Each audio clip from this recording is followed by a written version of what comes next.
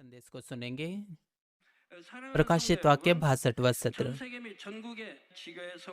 मसीह में भाइयों और बहनों, शाखा कलीसिया और स्थानीय कलीसिया के सदस्य और वो सदस्य जो इंटरनेट के द्वारा इस सभा में शामिल हैं और जीशन के श्रोताओं, ऐसे लोग हैं जो 7 साल के महाक्लेश के दौरान अत्यंत कष्टों में और पीड़ाओं में भी अपने विश्वास को बनाए रखेंगे, और उनमें से बहुत से हैं जो शहीद की मृत्यु मरेंगे जबकि पवित्र आत्मा वो उठा लिया जाएगा। इसलिए यह आसान नहीं होगा कि वे इस प्रकार के अत्यंत कष्टों को सह सके और शहीद की मृत्यु मर सके, परंतु तथ्य यह है कि प्रभु में जो सच्चे विश्वास के व्यक्ति हैं वे अंत तक वे सब चीजों पर विजय प्राप्त करेंगे। जैसे कि प्रकाशित वाक्य 17 अध्याय 14 पद हमें समझाता है कि वे सच में ऐसे लोग कौन हैं जो मसीह विरोधी की सेना के सताव पर विजय प्राप्त करेंगे और उनके विरोध में खड़े होंगे। और यह कहता है वचन, ये मेमने से लड़ेंगे और मेमना उन पर जय पाएगा, कि वह प्रभु का प्रभु और राजाओं का राजा है, और जो बुलाए हुए चुने हुए और विश्वासी उसके साथ हैं वे भी जय पाएंगे।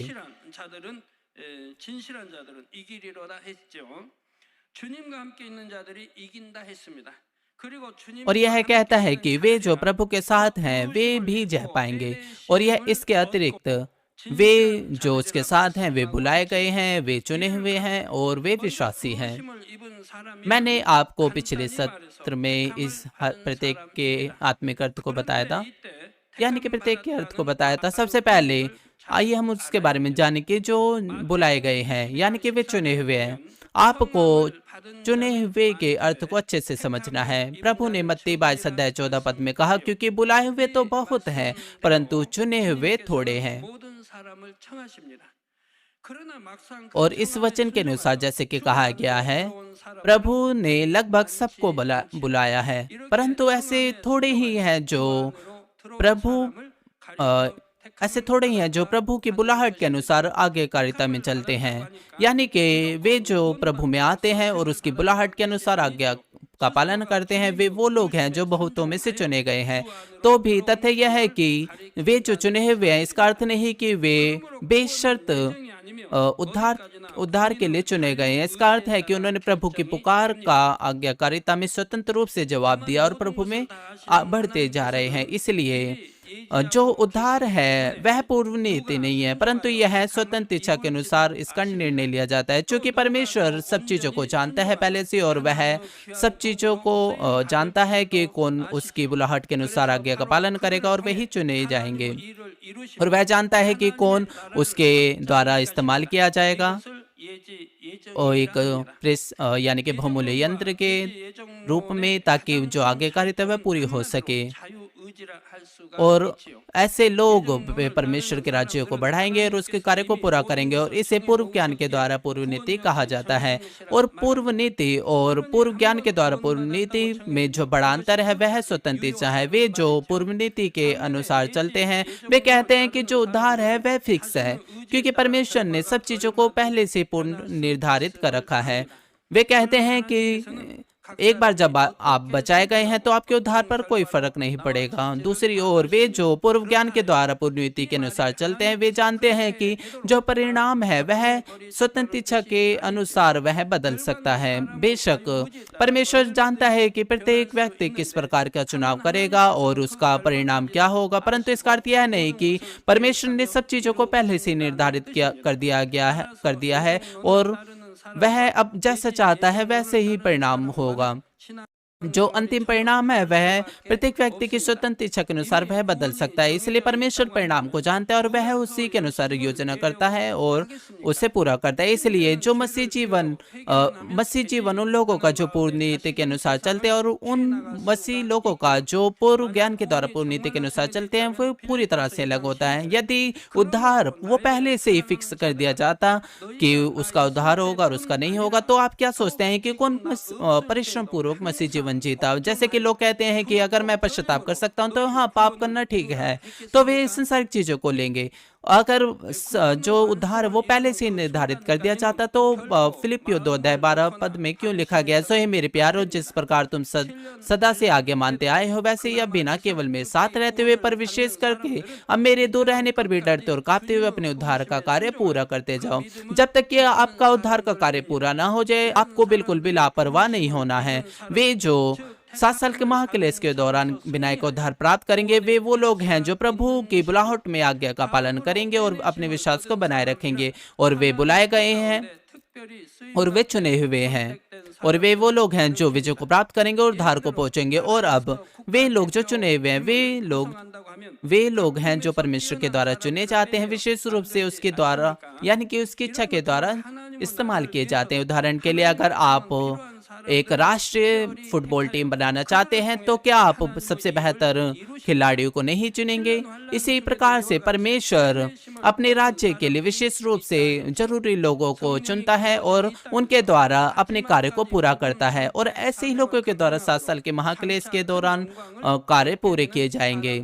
ये वो लोग हैं जो पृथ्वी पर सुसमाचार के यानी कि सुसमाचार के प्रचार के कार्य को पूरा करेंगे, जबकि पवित्र आत्मा उठा लिया जाएगा, इसलिए वे भविष्य में महान महिमा को प्राप्त करेंगे।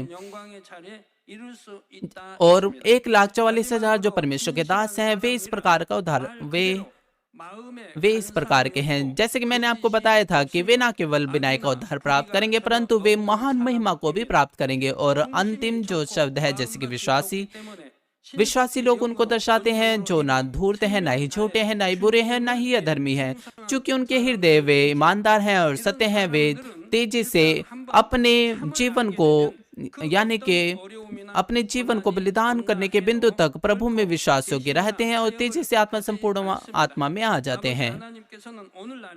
और इस प्रकार के जो व्यक्ति, वे कभी धोखा नहीं देते, कभी समझौता नहीं करते। जब एक बार वो सत्य को जान लेते हैं तो वे चाहे कितनी भी कठिन परिस्थितियों का सामना वे क्यों ना करे, वे कभी समझौता नहीं करते, नहीं धोखा देते हैं। और तथ्य यह है कि परमेश्वर आज भी ऐसे लोगों को ढूंढ रहा है, और क्योंकि उनके पास ईमानदार हृदय होता है संपूर्ण विश्वास के साथ, इसलिए परमेश्वर उन पर 100% भरोसा रखता है और उन्हें कोई भी कार्य दे देता है और उन पर भरोसा रखते हुए, और वे जरूरत से बढ़कर उन कार्यों को करते हैं, यानी कि वे जो कार्य उन्हें दिया गया है उससे भी ज्यादा कई बढ़कर वे करते हैं।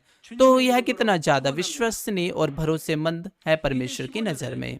मैं प्रभु यीशु मसीह के नाम से प्रार्थना करता हूं कि आप और भी ज्यादा बुलाए जाएं, चुने जाएं और विश्वासियों के बने। और जैसे कि प्रकाशिता के 17:15 कहता है, फिर उसने मुझसे कहा कि जो पानी तूने देखे जिन पर वेश्या बैठी है, वे लोग, भीड़ और जातियां और भाषा हैं। यह वचन कहता है कि जो पानी तूने देखे जिन पर वेश्या बैठी है, वे लोग, भीड़ और जातियां और भाषा हैं। तो यह संसार को दर्शाता है। लूसीफर जो है और मसीह विरोधी की जो सेना है, जो कि लूसीफर के द्वारा नियंत्रित की जाती है, वह संसार पर सभी चीजों पर शासन करेंगे। वे संसार पर आदेश देंगे, उसे नियंत्रित करेंगे, उसे चलाएंगे। वे अंधकार के लोगों का इस्तेमाल करेंगे। वे जो अंधकार से दोस्ती रखते हैं, अंधकार में चलते हैं, वो वे हथियार के रूप में उनका इस्तेमाल करेंगे और संसार पर शासन करेंगे। वास्तव में वे लोग जो अंधकार में जीवन जीते हैं, उनके जीवन में कोई शांति नहीं होगी, कोई धन्यवाद नहीं होगा, कोई खुशी नहीं होगी। वे इस प्रकार से जीवन जी रहे होंगे। और 7 साल के महाक्लेश के दौरान, इसलिए जबकि वीरानी, क्रूरता और मानसिक पीड़ा जो कठोर और पत्थर हृदय से आएगी, वो कितनी ज्यादा भयानक होगी। वे सोचेंगे कि आज मैं कैसे जीवन जीऊंगा, आज मैं कैसे जीवित रहूंगा। इस प्रकार के बोझ में और भय में वे हर रोज का अपना जीवन चलाएंगे। जैसे कि प्रकाशिता के 17:16 कहते हैं, और जो 10 सिंह तूने देखे और पशु उस वैसे से पैर रखेंगे और उसे लाचार और नंगी कर देंगे और उसका मांस खा जाएंगे और उसे आग में जला देंगे। और यह जो वचन है, अगर हम इसे शारीरिक रूप से पढ़ें तो इसका कोई अर्थ नहीं। यह कहता है कि वे जो 10 सिंह है और जो पशु है, जो कि वैश्य के द्वारा नियंत्रित किए जाते हैं, जैसे कि यानी कि लूसीफर, उस वैश्य से बैर रखेंगे और उसे लाचार कर देंगे। यह कहता है कि वे उसे नंगी कर देंगे, उसका मांस खा जाएंगे और उसे आग में जला देंगे। तो फिर ऐसा क्यों होगा और इसका अर्थ क्या है? इसका सच्चा अर्थ जो है वो ये है कि 7 साल के महाक्लेश के अंत में जो मसीह विरोधी की जो सेना है वे एक दूसरे से युद्ध करेंगे, एक दूसरे से लड़ेंगे और वे अपने आप में ही गिर जाएंगे, उनका अपने आप में ही पतन हो जाएगा। जैसे कि मैंने पिछली बार आपको बताया था कि 7 साल के महाक्लेश के अंत में मसीह विरोधी के भीतर में आंतरिक कलह होगा और वे जो दुर्भावनाएं हैं जो दबी हुई थी वह फूट पड़ेगी और वे एक दूसरे के प्रति बुराई को करेंगे और उनका जो एक दूसरे के प्रति सहायता थी वो कुछ भी नहीं होगी। वे एक दूसरे को रोन देंगे और वे एक दूसरे की हानि करेंगे और अपने ही जीवित रहने के मार्गों को ढूंढेंगे। वे एक दूसरे से लड़ाई करेंगे और वे ऐसा करेंगे कि वे कभी भी ऐसा करेंगे कि उनके साथ उन्होंने कभी भी साथ नहीं दिया था और यही एक शारीरिक गुण है।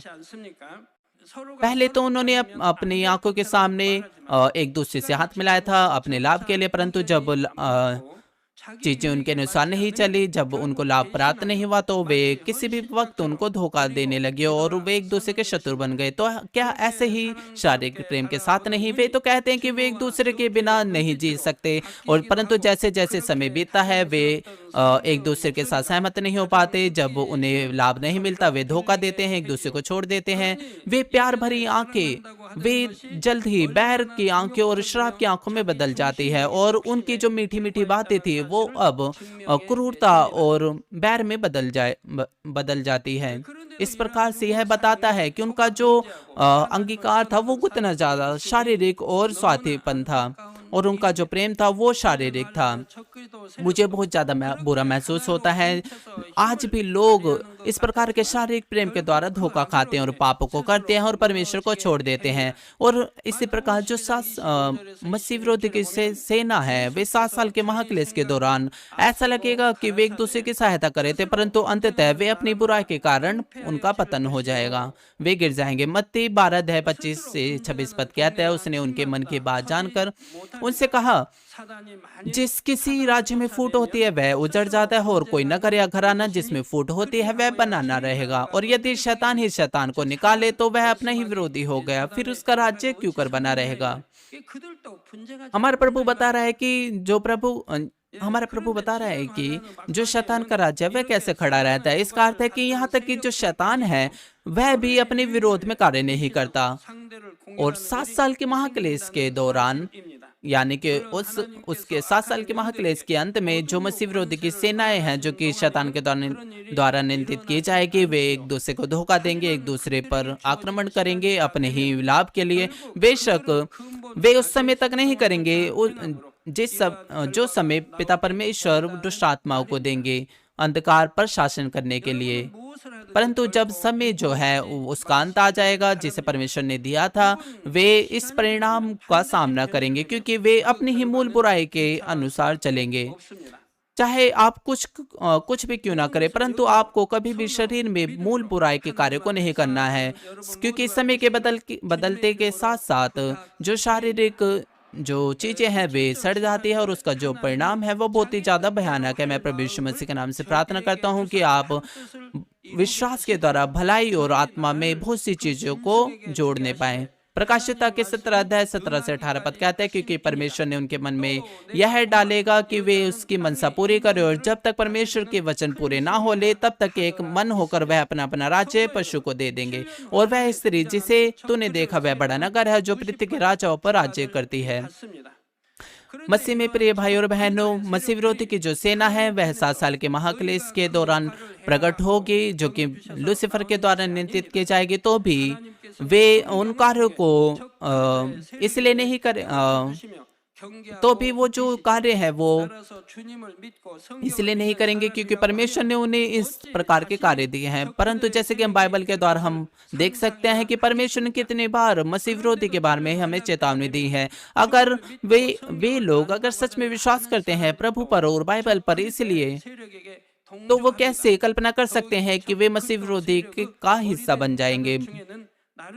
मसीह यानी कि 7 साल के महाक्लेश के दौरान तो भी यहाँ तक कि वे कहते हैं कि वे प्रभु में विश्वास करते हैं और बाइबल के पीछे चलते हैं, परंतु फिर भी वे मसीह विरोधी के पीछे चलेंगे। और इससे बढ़कर वे जो मसीह विरोधी की सेना के जो मुखिया हैं, वे उनमें से कुछ सोचते हैं कि वे प्रभु में विश्वास करते हैं, परमेश्वर में विश्वास करते हैं, परंतु वे फिर भी लूसीफर के पीछे चलते हैं, उसकी आज्ञा का पालन करते हैं और वे लूसीफर के वध करने वाले बन जाएंगे।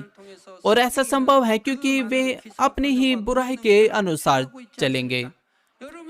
इसलिए कुछ भी पहले से निर्धारित नहीं किया गया है कि वे इस प्रकार से बने, क्योंकि उन्होंने खुद अपनी बुराई के अनुसार इन सब चीजों को चुना है। आप जानते हैं कि बहुत से बाइबल के चिन्ह चमत्कार और परमेश्वर के सामर्थ्य इस कलीसिया में प्रकट हुई है कि नहीं? आपने खुद अपनी आंखों से देखा है। आपने ढूंढा है कि बाइबल के मन्ने और बटेरे अलग अलग क्षेत्रों से आए और यानी कि मन्ना स्वर्ग से गिराया गया और इस प्रकार के बहुत ही अद्भुत कार्य इस कलीसिया में प्रकट हुए हैं। फिर भी लोग पापों को करते हैं और परमेश्वर के अनुसार जीवन नहीं जीते। चाहे कितनी ही बार मैंने साबित करने की कोशिश की है कि बाइबल सत्य है, परंतु फिर भी लोग पापों में जीवन जीते हैं और इस प्रकार के जो लोग हैं वे ऊपर दर्शाए गए हैं। चाहे कितनी बार बाइबल का जो सत्य है वह साबित किया गया है, परंतु वे फिर भी ऐसे कार्य को करते हैं जो नरक के लायक हैं और वे पापों को करते हैं। इसके बावजूद कि वे बाइबल के सत्य को इसके बावजूद कि बाइबल का जो सत्य है वह साबित किया गया है, परंतु फिर भी जो लोग हैं वे वचन के अनुसार जीवन जीने में निष्फल हो जाते हैं। तो यह कितना दिल को तोड़ देने वाला है। कुछ भी पहले से निर्धारित नहीं किया गया है कि वे इस प्रकार से बने। उन्होंने खुद अपनी ही बुराई के कारण इस प्रकार की चीजों को चुना और इसके लिए बाइबल कहते हैं कि परमेश्वर ने उनके मन में यह डालेगा कि वे एक मन होकर उसकी मनसा पूरे करे। कुछ लोग गलतफहमी रख सकते हैं परमेश्वर के बारे में, यह कहते हुए कि परमेश्वर ने जानबूझकर उनके लोगों के हृदय को इस प्रकार से कठोर किया ताकि वे बुराई के हथियार के रूप में इस्तेमाल किया जा सके, परंतु ऐसा कभी भी सत्य नहीं है। जैसे कि उदाहरण के लिए निर्गमन 9 अध्याय 12 पद में कहा गया, तब यहोवा ने फिरौन के मन को कठोर कर दिया और जैसा यहोवा ने मूसा से कहा था उसने उसकी सुनी। अगर हम शाब्दिक रूप से इसका अनुवाद करें तो हम गलतफहमी रख सकते हैं। ऐसा लगता है कि परमेश्वर ने जानबूझकर फैरो के हृदय को कठोर किया है ताकि वह मूसा की ना सुने, परंतु और अंत में वह 10 विपत्तियों का सामना करे। तो भी इस वचन का जो अर्थ है वो ये नहीं कि परमेश्वर ने जानबूझकर फिरौन के हृदय को कठोर किया है। इसके बजाय इसका अर्थ है कि परमेश्वर ने होने दिया है कि फिरौन की जो बुराई है वह उसकी स्वतंत्र इच्छा में प्रकट हो सके। यहाँ तक कि फिरौन ने बहुत से चिन्ह चमत्कार को देखा जिसे परमेश्वर ने प्रकट किया, परंतु फिर भी उसने परमेश्वर के भविष्यवक्ता के वचनों पर विश्वास नहीं किया। और जैसे जैसे ये चीजें रिपीट होती गई तो उसका जो हृदय था वह और भी ज्यादा कठोर होता गया। परमेश्वर ने फिर 10 विपत्तियों को प्रकट किया फैरो के सामने ताकि वह अपने बुरे मार्गों से फिर सके, परंतु फिर भी जो फैरो था वह भलाई के मार्ग पर खड़ा नहीं रह सका, परंतु क्योंकि उसकी बुराई के कारण, चूंकि उसका जो हृदय था वह बुरा था। यहाँ तक कि अगर वह भलाई को भी चुनता तो भी अंततः वह भलाई के ऊपर वह बुराई को ही चुनता। इसी प्रकार से जिनके हृदय बुरे होते हैं वे भलाई को नहीं चुन सकते, क्योंकि यहाँ तक कि वे चुनना भी चाहें। लोग अपना मन तो बनाते हैं कि मैं तो आज से अच्छे शब्दों को बोलूंगा, मैं तो भलाई में कार्य करूंगा, परंतु वे जल्द ही जो बुराई है उनके भीतर से यानी कि उनके भीतर से बाहर निकलने लग जाती है। इसी प्रकार से मैंने आपको बताया कि हमेशा आप अपने हृदय का खतना करें और मैंने बार बार आपको बताया कि आप अपने हृदय का खतना करें। केवल जब आप अपने हृदय का खतना करेंगे और पाप और बुराई को निकाल फेंकेंगे तो भले और अच्छे कार्य वो बाहर आएंगे। चाहे कितना ही साल आप अपना मसीह जीवन क्यों ना जिएं, चाहे आप कितने ही चिन्ह चमत्कारों को क्यों ना देखें, जब तक कि आप अपने हृदय का खतना ना करें तो ये व्यर्थ है। क्योंकि जो बुराई है वह हृदय में छुपी रहती है, वह बाहर प्रकट हो जाएगी और आप परमेश्वर के वचन के अनुसार कार्य करेंगे। तो फिर लोग कह सकते हैं कि क्या यह बेहतर नहीं कि परमेश्वर हमारे हृदय को नियंत्रित करे और हम भलाई को ही चुने? तो ऐसा आप सोच सकते हैं, परंतु यह व्यवस्था के नियम के विरोध है। अगर ऐसा होता तो फिर हर कोई भलाई को ही चुनता और हर कोई उद्धार प्राप्त कर लेता। परंतु फिर मनुष्य जुताई की जरूरत नहीं होती और परमेश्वर को दुष्ट आत्माओं को लाने की भी जरूरत नहीं। परमेश्वर की यानी कि परमेश्वर दुष्ट आत्माओं को भी कार्य करने की इजाजत नहीं देता। इसलिए जो कुछ वह करता तो वह ये करता कि वह पहले से ही सच्ची संतान को बना लेता, परंतु यह न्याय के विरोध में होता, क्योंकि बिना जुताई के सच्ची संतान प्राप्त करना सच्ची संतान प्राप्त नहीं की जा सकती। केवल जब लोग तुलनात्मक चीजों का अनुभव करते हैं तभी वे परमेश्वर की सच्ची संतान बनते हैं जो सत्य को जानती है। इसलिए परमेश्वर इस पृथ्वी पर मनुष्य जुताई को कर रहा है अपने न्याय में, और परमेश्वर उन्हें अपनी स्वतंत्र इच्छा के अनुसार सारी चीजों को देता है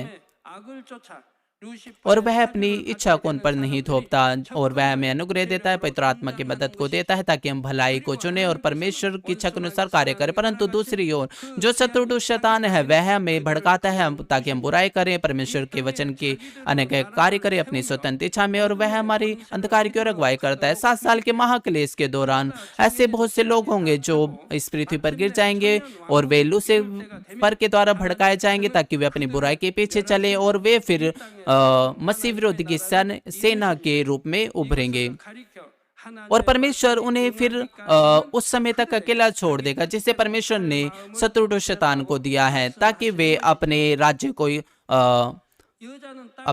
को स्थापित करें और अंधकार पर शासन करें। और जैसे कि आज रात की आयत बताती है, क्योंकि परमेश्वर ने उनके मन में यह डालेगा कि वे इसकी मनसा पूरी करें, जब तक परमेश्वर के वचन पूरे ना हो ले तब तक एक मन होकर अपना अपना राज्य पशु को दे देंगे। और आज की आयत ये बताती है, वह स्त्री जिसे तूने देखा वह बड़ा नगर है जो पृथ्वी के राजाओं पर राज्य करती है, और यह लूसीफर की पहचान के बारे में बताती है। और पृथ्वी के जो राजा हैं वे उनको दर्शाते हैं जो पृथ्वी के ऊपर अधिकार रखते हैं। वे लोग हैं जो परमेश्वर के विरोध में खड़े होते हैं और बुराई के अधिकार उनके पास हैं। ये वे उन लोगों को भी दर्शाते हैं जिनके पास लालच के कारण अधिकार है, संपत्ति है और आदत है, और वे वो लोग हैं जो मसीह विरोधी के साथ एक हो जाएंगे और राजाओं की तरह इस पृथ्वी पर शासन करेंगे। और लूसीफर जो सब चीजों के ऊपर मुखिया है, वह इन बुराई के अधिकार के लोगों के ऊपर भी मुखिया है। लूसीफर जो चालाकी से लोगों से काम करवाती है और लोगों को भड़काती है उनकी बुराई के द्वारा ताकि वे और बुराई करें। इसलिए आयत कहती है कि जो लूसीफर है वह वो स्त्री है और बड़ी वेश्या है और बड़ा शहर है जो राजाओं पर राज्य करती है। भाई और बहनों, आइए हम प्रकाशित के 18 अध्याय की ओर चले।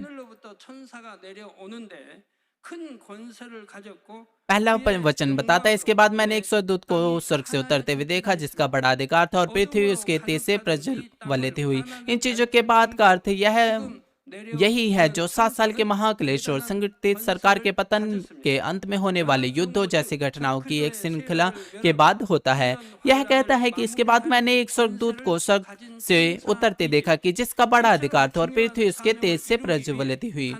यह जो स्वर्गदूत है वह बड़े अधिकार के साथ पृथ्वी पर आएगा और वह अपने ज्योति के द्वारा पृथ्वी को उज्ज्वल कर देगा जो कि अंधकार से भरी हुई है। और यह जो स्वर्गदूत है वह संगठित सरकार को नष्ट कर देगा और मसीह विरोधी की सेना को और 7 साल के महाक्लेश को का अंत कर देगा। और इस कार्य को पूरा करने के लिए परमेश्वर एक बड़े ही पद के जो स्वर्गदूत है उसको इस पृथ्वी पर भेजेगा। और यह जो स्वर्गदूत है वह इस पृथ्वी पर आएगा और परमेश्वर के न्याय को प्रकट करेगा। और वास्तव में उनके लिए वे जो 7 साल के महाक्लेश के दौरान जीवन जी रहे होंगे, परमेश्वर वे सोचेंगे कि जो मसीह विरोधी की जो अधिकार है और सामर्थ्य वह हमेशा बनी रहेगी। परंतु जब वह समय आएगा जिसे परमेश्वर ने निर्धारित किया है, तो जो अंधकार की जो शक्ति है, अंधकार की जो सेना है वह तबाह कर दी जाएगी, वो नष्ट कर दी जाएगी परमेश्वर के महिमा और सामर्थ्य के द्वारा। और प्रकाशित के 18:2-3 पद कहते हैं, उसने ऊंचे सबसे पुकार कर कहा कि गिर गया, बड़ा बाबुल गिर गया और दुष्ट आत्माओं का निवास और हर एक अशुद्ध आत्मा का अड्डा और एक अशुद्ध और घृणित पक्षी का अड्डा हो गया। और क्योंकि उसके व्यभिचार के भयानक मदिरा के कारण सब जातियां गिर गई और पृथ्वी के राजाओं ने उसके साथ व्यभिचार किया और पृथ्वी के व्यापारी उसके सुख विलास की बहुतायत के कारण धर्मान्वित हुए। यह बताता है कि बड़ा बेबीलोन जो है वह मसीह विरोधी की सेना है और वे सारे देश जो उसके साथ साथ थे वे भी गिर जाएंगे। तो परमेश्वर के न्याय की जो दंड की आज्ञा है वह कितनी ज्यादा सटीक है। क्योंकि वह उन्हें वो काटने देता है जो कुछ उन्होंने 7 साल के महाक्लेश के निष्कर्ष में बोया था। हम इसके बारे में अगले सत्र में देखेंगे। आइए मैं इस संदेश का निष्कर्ष दूं। मसीह में प्रिय भाई और बहनों, 7 साल के महाक्लेश के समय में परमेश्वर ने लूसीफर की जो पहचान है उसको प्रकट किया। वास्तव में जो लूसीफर है और उसका जो समूह है वह जल्द ही विनाश की ओर चला जाएगा, और परंतु परमेश्वर ने उसकी जो पहचान है उसके विषय में बिल्कुल साफ रूप से इसको समझाया और उसको दर्ज किया है, ताकि जो लोग हैं वह 1000 वर्ष के राज्य के अंत में जो होने वाली घटना है उसके लिए अपने आप को तैयार कर सके। क्योंकि 7,000 वर्ष का जो राज्य है उसके अंत में मैंने आपको बताया कि लूसीफर और दुष्ट आत्माएं हैं, वे एक बार फिर अतः कुंड से छोड़ दी जाएंगी, और वे अनगिनत लोगों को, जो शारीरिक लोग हैं, जो इस पृथ्वी पर रह रहे होंगे, उनको धोखा देंगे, जबकि उनको 1000 साल तक आत्मा के लोगों के द्वारा सुसमाचार सिखाया जाएगा। वे जो लोग बचाए गए हैं और 7 साल के विवाह भोज में शामिल होंगे, वे परमेश्वर की संतान हैं और वे आत्मा के लोग हैं, और आत्मा के लोग के रूप में जो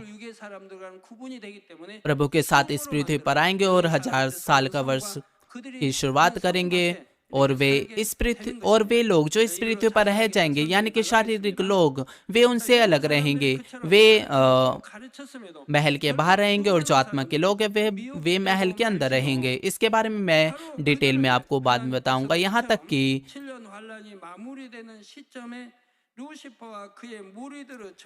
कि आत्मा के जो लोग हैं वे बार बार उनको सिखाएंगे। अनगिनत लोग फिर भी वे धोखे में आ जाएंगे। उनके लिए परमेश्वर ने लूसीफर की जो पहचान है वह पहले ही 7 साल के महाक्लेश के दौरान वे बता देंगे, परंतु ताकि वे उनकी मदद की जा सके, उनकी पहचान की जा सके, वे जो संसार को धोखा देते अंधकार के द्वारा, ताकि वे धोखे में ना आ सके। और यही प्रकाशित वाक्य का भी उद्देश्य यही है। ऐसे लोग हैं जो प्रभु के दूसरे आगमन को देखेंगे और 7 साल के महाक्लेश में घिर जाएंगे, परंतु फिर भी परमेश्वर हम सभी को चाहता है कि हम 7 साल के विवाह भोज में शामिल हो। हम 7 साल के महाक्लेश में ना गिरे, परंतु परमेश्वर बार बार हमें इस चेतावनी के संदेशों को दे रहा है प्रकाशित वाक्य के द्वारा। और ये जो प्रकाशित वाक्य के जो संदेश है वह हमें तैयार करने के लिए है 7 साल के महाक्लेश के लिए। मैंने बार बार इस बात पर जोर दिया है कि आपको 7 साल के महाक्लेश में नहीं गिरना है, परंतु आपको बचाया जाना और 7 साल के विवाह भोज में आपको शामिल होना है। परंतु इन संदेशों को सुनने के बावजूद भी ऐसे लोग हैं जो अपने आप को खुद तैयार करते हैं 7 साल के महाक्लेश के लिए। ऐसे लोग हैं जो बार बार पाप, यानी कि जो अभी भी पापों को कर रहे हैं। ऐसे लोग हैं जो शरीर के कार्यों को कर रहे हैं, यहाँ तक कि वे आत्मिक मृत्यु को अपने ऊपर ला रहे हैं। यहाँ तक कि यह मना किया गया है कि एक पुरुष और महिला को अकेले कार में नहीं बैठना है, परंतु ऐसे लोग हैं जो अभी भी ऐसा कर रहे हैं। वे रात को मिलते हैं लव अफेयर को करने के लिए। वे परमेश्वर के वचन का इनकार करते हैं। वे परमेश्वर के वचन का इनकार करते हैं, चाहे कितनी ही बार मैं क्यों ना उन्हें सिखाऊं, वे फिर भी विनाश के मार्ग की ओर जाने की ओर चुनते हैं। यह सब प्रत्यक्ष सत्य है। मैंने आपको साबित करा है कि बहुत से चिन्ह चमत्कारों के द्वारा, परमेश्वर की सामर्थ को प्रकट करने के द्वारा, मैंने बार बार अनगिनत चिन्ह चमत्कारों को दिखाने के द्वारा उन सारी चीजों को दिखाया है जो बाइबल में दर्ज की गई है। बेशक ऐसा उन लोगों के साथ भी है जो प्रभु में सो गए हैं, क्योंकि वे बाद में प्रभु से मिलेंगे। अगर कोई भी जो 7 साल के महाक्लेश में घिर जाएगा, परमेश्वर चाहता है कि वह इस चेतावनी के संदेश को थामे रहे और विजय को प्राप्त करे। अर्थात वे जो प्रभु के नाम में शहीद की मृत्यु मरेंगे, तो यह आसान नहीं होगा 7 साल के महाक्लेश में शहीद की मृत्यु मरना। परंतु बहुत साल पहले परमेश्वर ने मुझे पहले बताया था कि कितने प्रतिशत लोग होंगे जो 7 साल के महाक्लेश में शहीद होंगे। वो बहुत ही ज्यादा थोड़ी संख्या होगी। कृपया आप प्रभु के इस हृदय को एहसास करें। भविष्यवक्ता मूसा के द्वारा परमेश्वर ने मिस्र से छुड़ाए हुए लोगों के लिए अपनी व्यवस्था पर जोर दिया था कि वे बचाए जा सके। उसने बताया कि वे पवित्र बने, परमेश्वर की व्यवस्था में निवास करें, और भविष्यवक्ताओं के द्वारा, परमेश्वर के लोगों के द्वारा उसने अपनी बातों पर जोर दिया है। अभी भी फिर भी लोग उसके वचन का इनकार करते हैं और मूर्तियों की पूजा करते हैं। ऐसे ही नए नियम में भी है। हमारे प्रभु, उसके चेले, प्रेरित पौलुस, डीकन स्तिफनुस, डीकन फिलिप, उन्होंने हमेशा जोर दिया है कि वे बुराई को कि उन्होंने हमेशा जोर दिया है कि बुराई की हर एक चीज को निकाल फेंके, हर पाप को निकाल फेंके और पवित्र बने। यहाँ तक कि फिर भी लोगों ने नहीं सुना। और इस अंत के समय भी परमेश्वर महान चिन्हों चमत्कारों को प्रकट कर रहा है, अपनी सामर्थ को प्रकट कर रहा है, परंतु और साथ ही वह हमें सिखा रहा है कि किन चीजों को हमें निकाल फेंकना है, किन चीजों को हमें करना है, किन चीजों को रखना है। फिर भी जो लोग हैं वे नहीं सुनते हैं। प्रकाशिता के 22 अध्याय 6 से 7 पद कहता है, फिर उसने मुझसे कहा कि ये बातें विश्वास योग्य और सत्य हैं। प्रभु ने जो भविष्यवक्ताओं की आत्माओं का परमेश्वर है अपने स्वर्गदूत को इसलिए भेजा कि अपने दासों को वे बातें जिनका शीघ्र पूरा होना अवश्य है दिखाए। देख, मैं शीघ्र आने वाला हूँ। धन्य है वह जो इस पुस्तक की भविष्यवाणी की बातें मानता है। धन्य है वह जो इस भविष्यवाणी की पुस्तक की बातें मानता है। आप धन्य नहीं होंगे केवल जब आप वचन को सुनेंगे और उनको जानेंगे। केवल जब आप वचन का पालन करेंगे, उसे मानेंगे, केवल तभी आप धन्य होंगे। केवल एक बार फिर इसको अपने हृदय में रखें और यह करने के द्वारा मैं आशा करता हूं कि आप परमेश्वर के अद्भुत आशीषों को अपने जीवन में प्राप्त कर सके, जो कि उन्हें दी जाती है जो उसके वचन का पालन करते हैं। यीशु मसीह के नाम से मैं प्रार्थना करता हूँ, आमीन। आइए हम संदेश पर विचार करते हुए प्रार्थना करेंगे। 7년 한련에 참혹한 세상은 루시프와 그의 추종자들 적그리스도의 세력들이 다스리는 세상입니다. 그러나 자신의 악으로 인해 루시퍼의 주관을 받은 적그리스도는 7년 환란의 막바지에 결국 내분으로 인해 붕괴되는데 함께하며 육적인 사랑이 아닌 영적인 사랑을 이루어 주님으로부터 부르심을 입고 빼내심을 입고 진실한 자 곧 참마음과 온전한 마음을 이루어 이기는 자가 되어지며 7년 환란에 떨어지지 아니하고 하나님의 영광에 이르는 지혜로운 성도님들이 되게 하여 주옵소서. 예수 그리스도의 이름으로 기도하옵나이다. 아멘. 당장님의 환자를 위한 기도를 받겠습니다. 아프신 분들은 아픈 곳이나 연약한 곳에 손을 얹고 기도를 받으시고 प्रभु यीशु मसीह के नाम से मैं प्रार्थना करता हूँ, आमीन। आइए हम सीनियर पास्टर की प्रार्थना को ग्रहण करेंगे बीमारों के लिए। यदि आप बीमार हैं तो अपना हाथ बीमारों को पर रखिए। यदि आप बीमार नहीं हैं तो अपना हाथ छाती पर रखिए अपनी हृदय की इच्छा को प्राप्त करने के लिए। हालेलुया। सर्वशक्तिमान प्रेमी पिता परमेश्वर, कृपया यहाँ पर उपस्थित सभी भाई और बहनों पर अपना हाथ रखिए। कृपया शाखा कलीसिया, स्थानीय कलीसिया और सभी जिन श्रोताओं पर जो पूरे संसार भर में सैटेलाइट, केबल, इंटरनेट पर देख रहे हैं, उन सभी पर अपना हाथ रखिए और अपना कार्य दिखाइए। उनके हृदय में विश्वास को बोइए, नकारात्मक विचार और शक की सेना को निकाल दीजिए और सभी प्रकार के दुख और क्लेश उन्हें छोड़कर चले जाएं। पवित्र आत्मा क्या के द्वारा सिर से लेकर पैर तक कोशिकाओं को, तंत्रिकाओं को, सभी अंदरूनी अंगों को, आंतों सहित उनके बीमार और भावात्मक अंगों को जला दीजिए और शिष्य की ज्योति उन पर आ जाए। मैं यीशु मसीह के नाम से आगे देता हूँ। शत्रु, शैतान, सब जीवाणु, विषाणु, दुर्बलताएं दूर हों। ज्योति उन पर चमके, उनके असाध्य दीर्घकालीन रोग पवित्र आत्मा की आग के द्वारा झुलसा दीजिए। सभी प्रकार की महामारियां और फैलने वाले रोग जैसे मलेरिया जला दीजिए। सभी संक्रामक रोग जैसे जुकाम, बुखार उनसे दूर हो। पिता, उन्हें हर प्रकार के जीवाणु, विषाणु, बैक्टीरिया से सुरक्षा दीजिए।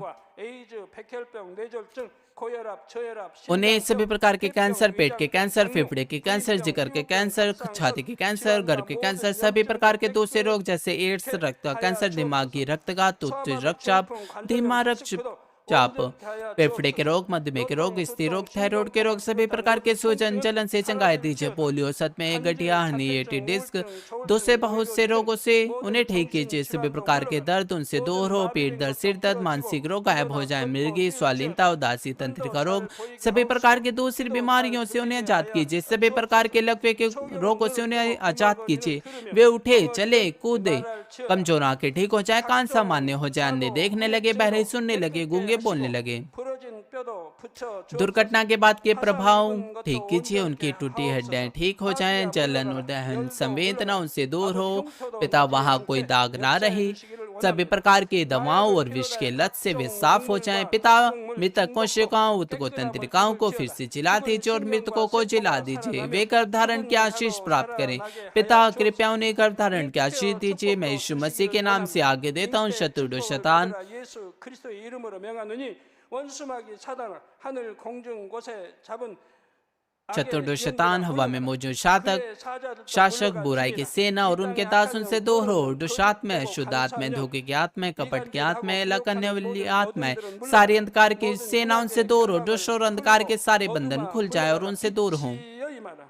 ज्योति उन पर चमकने पाए। पिता परमेश्वर, उन्हें प्रार्थनाओं में चिल्लाने की ताकत दीजिए, पापों को निकाल देने की सामर्थ्य के अधिकार दीजिए और वे पवित्र बन जाएं। 잘되게 하시고 가정의 복음화도 이루어 주시기를 원합니다.